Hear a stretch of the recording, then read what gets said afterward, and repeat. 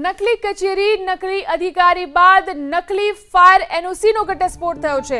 વડોદરામાં ફાયર વિભાગની નકલી એનઓસી પકડાઈ છે। વાઘોડિયા રોડ પર આવેલા અર્શ કોમ્પ્લેક્સની નકલી ફાયર એનઓસી મળી આવી। આ નકલી ફાયર એનઓસી પર ફાયર વિભાગના અધિકારીઓની સહી અને નામ પણ જોવા મળ્યા।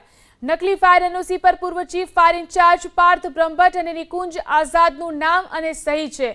આ ફાયર એનઓસી ડિસેમ્બર 2024માં ઇસ્યુ કરાઈ હતી, જેની મર્યાદા વર્ષ 2027ની હતી। સમગ્ર કૌભાંડનો ઘટસ્ફોટ ત્યારે થયો જ્યારે અર્શ પ્લાઝામાં 10 દિવસ પહેલા આગ લાગી। ફાયર વિભાગે ફાયર એનઓસી માંગતા તે બોગસ હોવાનું ખુલ્યું। સમગ્ર મામલે અર્શ કોમ્પ્લેક્સના બિલ્ડર સલીમ શેખે આરોપ લગાવ્યો કે ફાયર સેફટી સિસ્ટમના કોન્ટ્રાક્ટર જયેશ મકવાણાએ ફાયર એનઓસી આપી હતી। જો જયેશ મકવાણાની ફાયરની તપાસ થાય તો અત્યાર સુધી કેટલી નકલી ફાયર એનઓસી ઇસ્યુ કરાઈ તેની માહિતી સામે આવી શકે છે। વડોદરામાં નકલી ફાયર એનઓસી નો ખુલાસો થયો છે અને હવે આ વિવાદ વધુ વકર્યો છે। શહેરભરમાં બનતી નવી ઇમારતની અંદર જે ફાયર એનઓસી અપાય છે તેની તપાસ ફાયર બ્રિગેડ કરશે।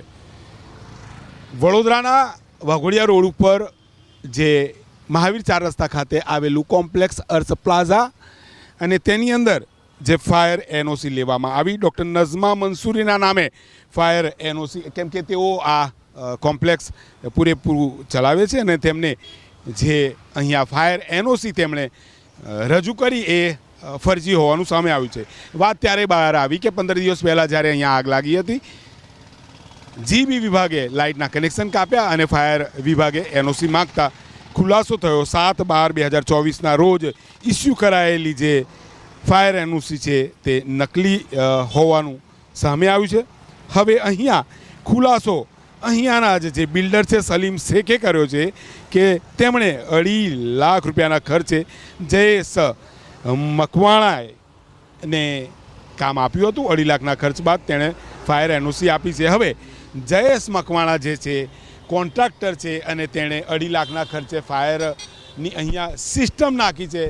ફાયર એનઓસીનું સર્ટી ખોટું હોવાનું સાબિત થયું છે, કેમ કે જે ઇન્ચાર્જ ફાયર ઓફિસર હતા તેમનું નીચે નામ હતું, તો જે પૂર્વ ઇન્ચાર્જ ઓફિસર હતા તેમની સહી હતી અને તેને લઈને અહીંયા જે નિકુંજ આઝાદ પૂર્વ ચીફ ફાયર ઓફિસરે પોલીસમાં અરજી કરી છે। રાવપુરા પોલીસમાં ફાયરમાં પણ તેમણે અરજી આપી છે કે તેની તપાસ થાય અને હવે આ મામલે એક તરફ ફાયર બ્રિગેડ કામગીરી કરી રહ્યું છે તો સાથે અહીંયા જે સંચાલકો છે તેમણે જે કોન્ટ્રાક્ટર છે તેની સામે પોલીસ ફરિયાદ કરવા મન બનાવ્યું છે। પરંતુ જે જયેશ મકવાણા અહીંયા ફાયર એનઓસી નાખી અને જે સર્ટી લાવ્યો છે તેણે અન્ય કેટલા કોમ્પ્લેક્સમાં આવા નકલી સર્ટી આપ્યા છે તેની પણ તપાસ થવી જરૂરી બને છે।